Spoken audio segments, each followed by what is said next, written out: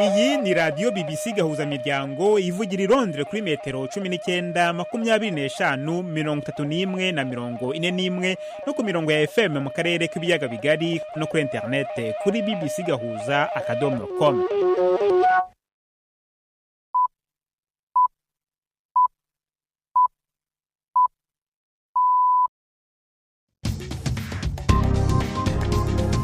Ubu ni saa 10 n'igice ku isaha mpuzamahanga ya GMT, ni saa 12 n'igice ku isaha yo mu Rwanda no mu Burundi. Muri studio muri kumwe na Jacques Niyitegeka. Izi ni ingingo z'ingenzi zigize aya makuru. Mu Rwanda ikirombe cy'amabuye cyabereyemo impanuka yahitanye abantu 3 mu karere ka Karongi cyafunzwe by'agateganyo mu gihe hakorwa iperereza. Ishyirahamwe ry'amasengero y'abangirikani y'abakonservateri batsimbaraye ku mahame ya kera y'idini Gafcon ngo ntiryiteguye gukorana n'umukuru mushya w'umuryango w'abangirikani ku isi. Nagira icyo ahindura mu nyigisho, akagira icyo ahindura mu myemerere, akagira icyo ahindura mu byo twumva tudashobora kwemera no kwimika, ugazadushaka tuvugane. Ariko ubundi ubu ngubu nta bufatanye buriho, nta no kumushyigikira kuriho. Urukiko mpuzamahanga mpanabyaha rwa ICC rwahamije Mohamed Ali Abdu Al-Rahman wahoze hari umukuru w'umutwe witwaje intwaro muri Sudani ibyaha by'intambara n'ibyaha byibasira inyokomuntu. Tubafitiye n'ikiganiro cy'urubuga rw'imikino muri mwese ikaze muri amakuru yo kuri uyu wa mbere turi ku itariki ya 6 z'ukwezi kwa 10.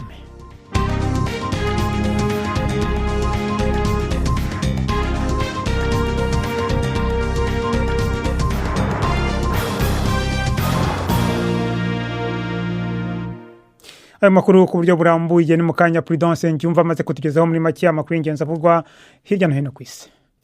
Minisitiri w'intebe w'Ubufaransa Sébastien Lecornu yeguye ku mwanya we, abaye umuyobozi wa guverinoma wa gatatu weguye mu gihe kitageze ku mwaka. Bwana Lecornu uri hafi cyane ya Perezida Macron yagenwe mu byumweru 3 n'igice gusa, kandi ejo hashize nibwo yari yatangaje abagize guverinoma.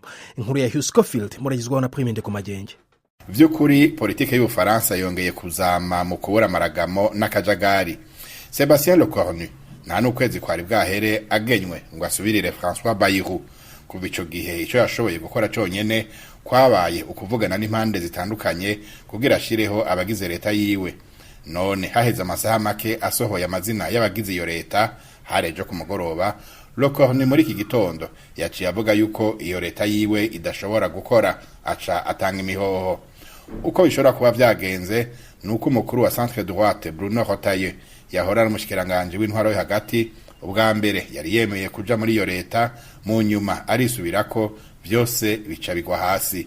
Igikurikira niki nta numwe abizi. Urukiko mpuzamahanga mpanabyaha ICC rwahamije uwahoze ari umuyobozi w'inyeshyamba waregwaga ubwicanyi ndengakamere muri karere ka Darfur muri Sudan, ibyaha by'intambara n'ibyaha byibasiye inyokomuntu. Icyemezo cyafatiwe Ali Mohamed Ali Abd Al-Rahman ni icyambere gifitanye isano n'ubwicanyi bwakozwe mu ntangiriro z'umwaka wa 2000. Yahamijwe ibyaha 31 birimo no gutegura ubwicanyi, gufata ku ngufu, iyicarubozo no gushyira abantu mu bucaka. Uyu mugabo uzwi kuri himbano rya Ali Kushayib yari umuyoboke wo hejuru w'umutwe w'abarwanyi b'abajanjawide wagize uruhare mu bikorwa by'ubwicanyi bushingiye ku bwoko byakozwe na guverinoma ya Sudani, bikica abantu babarirwa muri magana, mu bihumbi magana, abandi muri za miliyoni bagahunga. Itangazamakuru rya leta mu Misiri riri kuvuga ko ibiganiro biziguye hagati ya Israel na Hamas byatangiye mu mujyi wa Sharm el-Sheikh. Ibiganiro by'ubuhuza bigamije kugera ku masezerano ya nyuma y'umugambi w'amahoro i Gaza wateguwe na Leta Zunze Ubumwe za Amerika. Perezida Trump yasabye buri wese uri muri ibi biganiro kwihuta. Mbere uhagarariye ibiganiro muri Hamas yari yahuye n'abahuza bo mu Misiri no muri Qatar, Cairo. Biravugwa ko baganiriye ku buryo bwo gushyira mu bikorwa icyiciro cya mbere cy'umugambi w'amahoro. Ni icyiciro kivuga ko abafashwe bugwate bose barekurwa bakaguranwa abanyapalestine magana bafunzwe na Isiraheli. Aya ni amakuru ya BBC. Polisi muri Tanzania yashinjwe gukomeretsa abarwanashyaka 16 b'ishyaka ritavuga rumwe n'ubutegetsi Chadema. Byabereye hanze y'urukiko i Dar es Salaam. bari bahuriye hamwe kugira ngo bakurikirane iburanisha ry'urubanza rw'ubugambanyi buregwa umuyobozi wa Chadema Tundu Lissu. Chadema yamaganye ibyo bintu, isobanura ko kwibasira abashyigikiye abatavuga rumwe n'ubutegetsi ari byo byabiteye. Inkuru ya Alfred Lastek murayumva mu ijwi rya Nini Iradukunda. Umugambwe mukuru w'abatavuga rumwe n'ubutegetsi wa Chadema muri Tanzania uvuga ko benshi mu bayoboke bawo bakomeretse mu gihe igipolisi cabasohora muri sentare ku nguvu. Uwo mugambwe uvuga ko abo bakomeretse bariko baravurirwa mu bitaro. Igipolisi ntikiragira ico kivuga kuri ivyo.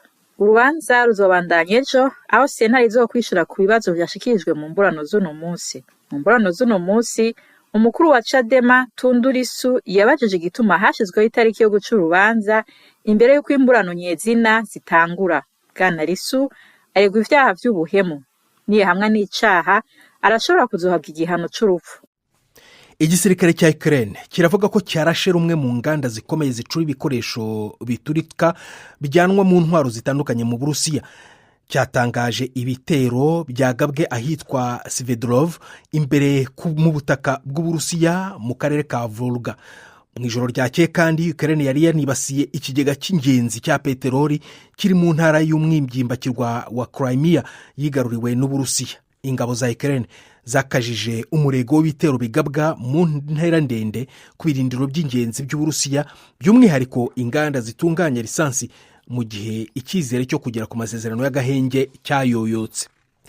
Perezida wa Brazil Luiz Inácio Lula da Silva yagiranye ibiganiro ku buryo bwa video na Donald Trump. Ibiganiro bya mbere kuva Leta Zunze Ubumwe za Amerika zashyira amahoro ya 50% ku bicuruzi bya Brazil, ku bicuruzwa bya Brazil mu nyihanganire. Mu kiganiro cyasobanuwe nk'ikirimo ubucuti kandi cyagenze neza, biravugwa ko Perezida Lula yasabye Trump gukuraho menshi muri ayo mahoro. Trump yagennye Minisitiri w'Ububanyi n'Amahanga Marco Rubio gukomeza ibi biganiro, ariko yanahanye nimero ye ya telefone na Lula kugira ngo bakomeze kugirana ibiganiro mu buryo butaziguye. Umubano wajemo igitotsi gikomeye nyuma y'uko inshuti ya Trump yahoze ari perezida w'umuhezanguni wa Brazil Jair Bolsonaro ashinjwe gushaka guhirika ubutegetsi. Jacques urakoze Prudence Ncyumva kuri iyo ncamake y'amakuru.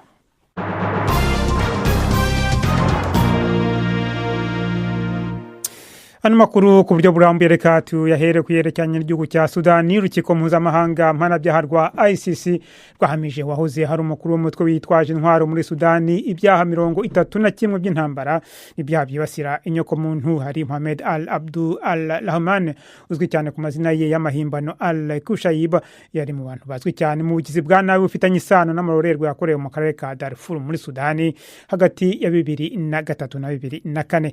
Ni inkuru ya Anna Holigan mugezweho na Fenega Kwaya.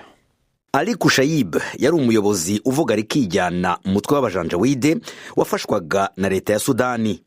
Yayoboye ubwicanyi, ifatwa ry'abagore ndetse n'abakobwa ku ngufu, hamwe rero no kuba mu bikorwa byo gushyira abantu ku ngoyi no kubahohotera.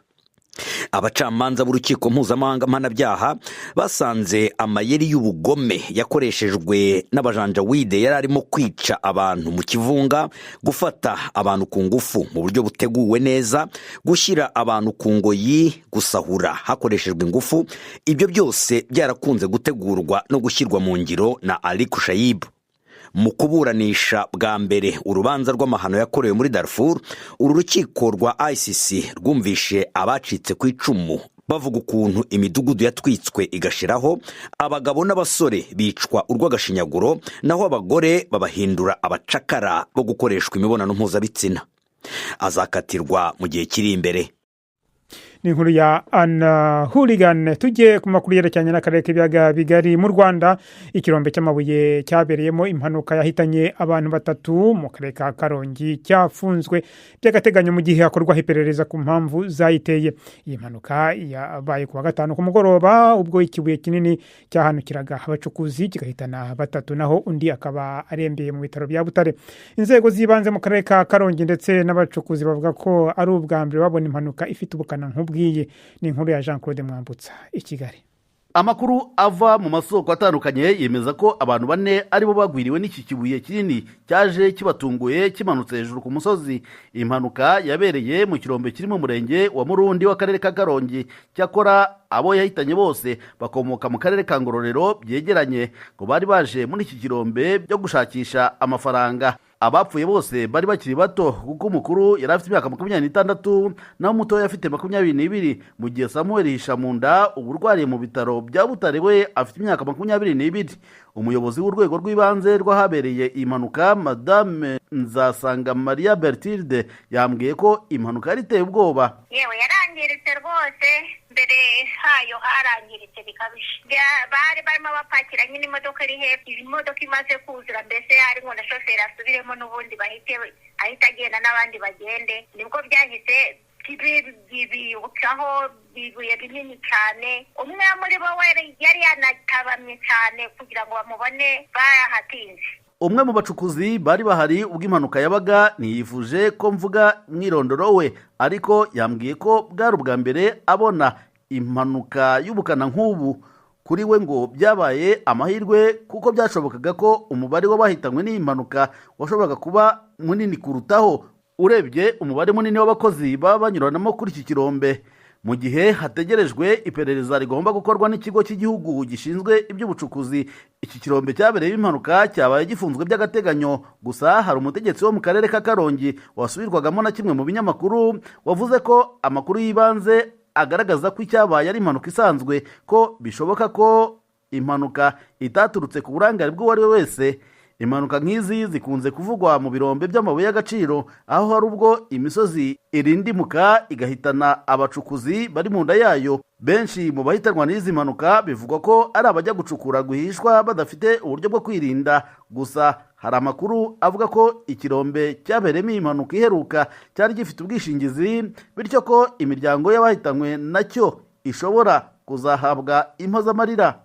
Jean Claude Mwambutsa, BBC Gahuzamiryango i Kigali. Mukomeje kumva BBC Gahuzamiryango, madukurikira kandi kuri Kisoro FM mu majyepfo ya Uganda. Tugeze ku isaha ya saa 12:41 ku masaha yo mu Rwanda no mu Burundi. Ibiganiro bya BBC Gahuzamiryango mukunda nk'amakuru, imvo n'imvano, urunana, ikiganiro cy'abagore cyangwa baza muganga, ubu biraboneka kuri podcast. Jya kuri bbcgahuza.com maze ushake ahari podcast. Amakuru yose y'uko podcast ikora nuko wayishyira muri telefone yawe, byose urabihasanga.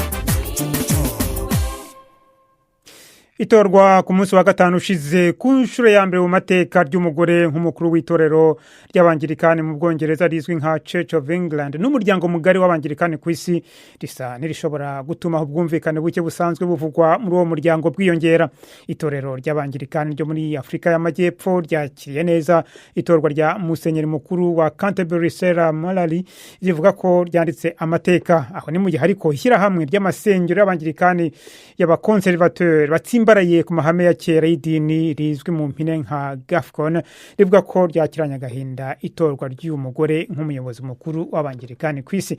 Navuganye na Musenyeri mukuru w'itorero Anglikani ry'u Rwanda Laurent Mbanda, akaba n'umukuru w'ishyirahamwe Gafcon. Ntangira mubaza uko bakiriye itorwa rya Musenyeri mukuru mushya wa Canterbury.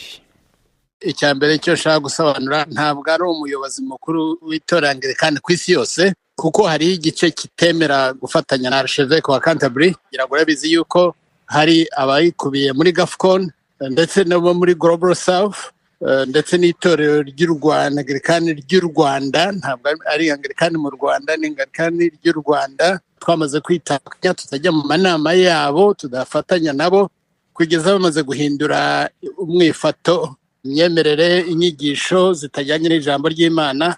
None se itorwa ry'uyu musenyeri w'umugore hari icyo rigiye guhindura kuri ibibazo musanzwe mufitanye n'abayobozi ba Anglikani bava mu kiliziya ya Church of England hano?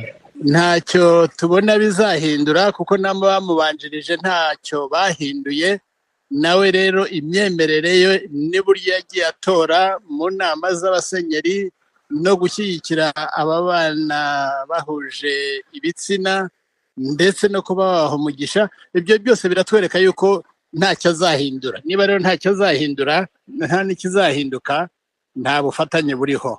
Nk'abantu batabikurikiranira hafi, ingingo z'ingenzi mutumvikanaho ni izihe?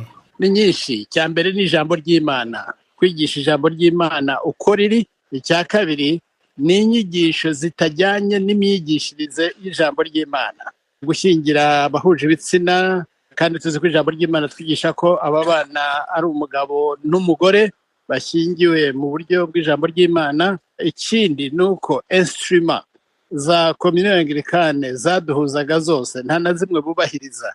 Ibyo ngibyo byavuzwe kenshi. Twagiye duhamagarira abashebeke b'i Canterbury kugira icyo bahindura mu mikorere yabo, mu myumvire yabo, mu myitwarire yabo, mu nyigisho zabo, mu kwimakaza ijambo ry'Imana. Ntibyakozwe. N'uyu rero hari byinshi yagiye ashyigikira bihuye n'ibyo ngibyo twarwanyaga.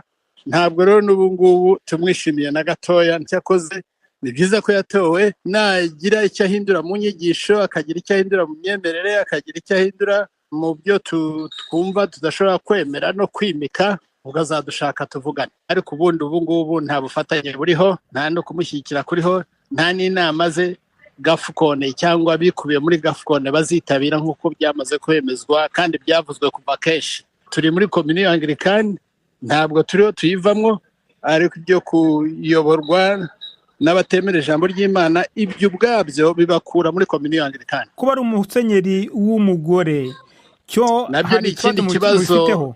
Nabyo ni ikindi kibazo ku banglikani bamwe bamwe, ntabwo ari bose, ariko hariho ababifite ikibazo. Naho mu Bwongereza ubwaho hari ababifitemo ikibazo, babona yuko umudamu adakwiye kuba umwepiskopi mukuru. Ibyo rero hariho ababifite ikibazo, hariho n'abatafite ikibazo. Ariko igikuru cyane duhagazeho ni ijambo ry'Imana rivuga, kandi ijambo ry'Imana naryo ubwaryo ndibaza yuko ritimakaza icyo kintu. Nk'abatemera ko umugore ashobora kuba umushumba mukuru wa Kiliziya y'Abangilikani ku isi, bashingira kuki? Ibyo ngibyo wabibabaza, ariko kandi bashingira ku ijambo ry'Imana, niba nabivuga gutyo. Ariko ibyo ngibyo wabibabaza. Muri Bibiliya abo bavuga ko batemera umugore nk'umushumba mukuru w'Abangilikani, hari ikintu bashingiraho? Bashingira ku ijambo ry'Imana rivuga, washingira no kuri tradition anglikane. Musenyeri mukuru Laurent Mbanda. Dukomereze mu gihugu cy'u Burundi, aho bivuga ko abaganga 4 gusa aribo banonosoye kuvura indwara zo mu mutwe ku Barundi barenga miliyoni 12. Abahinga mu bijyanye n'amagara y'abantu baratangaza ko iki kibazo gikomeye, kandi basaba ko ikoranabuhanga ry'ubwenge bw'ubukorano bwo kwifashishwa mu kuvura no kwitaho abafise izo ndwara, nk'uko byagaragajwe ni mu cigwa giherutse gusorwa na kaminuza yo mu Bubiligi. Dr Frank Nziza, umuhinga mu by'amagara y'abantu, yasohoye ico cigwa. Aravuga ko mu Burundi hakiri ibibazo by'umuvuduko muke wa internet n'ubukene bw'umuyaga nkuba. Ibi rero bikaba bishobora gutuma ubwo buhinga butoroshe gukwirakwizwa mu gihugu cyose. Dr Frank Nziza arasubiza ibibazo by'umunyamakuru wacu uri mu Bubiligi, Ana Majesté Barenga. Ikibazo c'amagara yo mu mutwe musanzwe muzi ko ari ikibazo gisanzwe giteye ikibazo na cane mu Burundi no muri bya bihugu vya kajya karere, dufatiye no ku mizi yuko usanga haba harabaye ibibazo, ugasanga ari byo bibazo vy'amagara yo mu mutwe bisanzwe bihari cane. Mugabo rero tukaca tugira ikibazo c'uko atabaganga babinonosoye bakwiye bahari, mbere ni nabakeye, kuko aho mperuka wasanga ari nka 4 canke 5 mu Burundi bwose, bamwe bita abapsychiatre. Ukaca rero usanga na cane nko hagati mu gihugu abantu bakeneye ubwo buvuzi ntibaburonka. Aba psychiatre uravye bari mu gisagara ca Bujumbura. Nshobora kuba hari amakuru mashasha ntafise, mugabo ku makuru nari mfise n'abari bahari bari mu gisagara ca Bujumbura. Murabizi yuko hariho wanagomba ibigo bisanzwe bifasha abafise izo ngorane biri na cane Igitega n'Ingozi. Ni kuvuga yuko uri kuraraba abantu bavyitura barahari, kandi ni benshi bivuga ngo izo ngwara zirahari, ntawo uvuga ngo ziri mu bisagara canke mu gisagara ca Bujumbura gusa. Iki cigwa mugikoze mwashatse gushika ku kigo.